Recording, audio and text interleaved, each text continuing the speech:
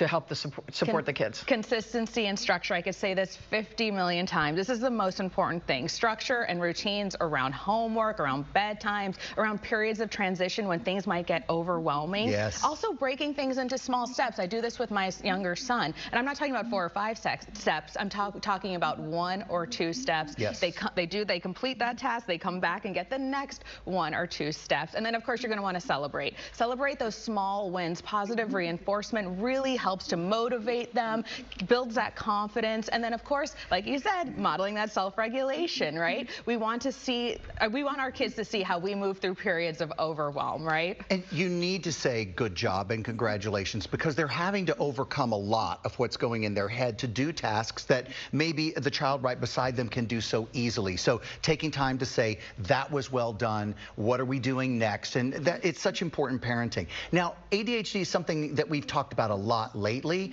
but there are parents who are just really finding out that they had it or have it, or they're dealing with it, or other neurodivergent problems. So what about parenting if that's your issue as well? Yeah, our own Diane Macedo went through this as an adult. She was diagnosed as an adult with ADHD, and it's so fascinating. First of all, just because structure is hard for you doesn't mean that you're failing your child. You know, you can outsource that help, right? Leaning on teachers, leaning on spouses to help you stay on track, using visual cues as reminders. And then, of course, you're going to want to focus on predictability over perfection. Like I said, consistency and structure is so important. And then we're going to want to model that self-compassion, because our kids are going to watch us do that problem solving. They're going to watch us emotionally regulate when things are hard, and there are moments of big overwhelm and big struggle with ADHD. So if our kids can see us, not just how we, count those struggle moments, but how we move through it, it becomes very important. Yeah, it feels like almost with everything, how you model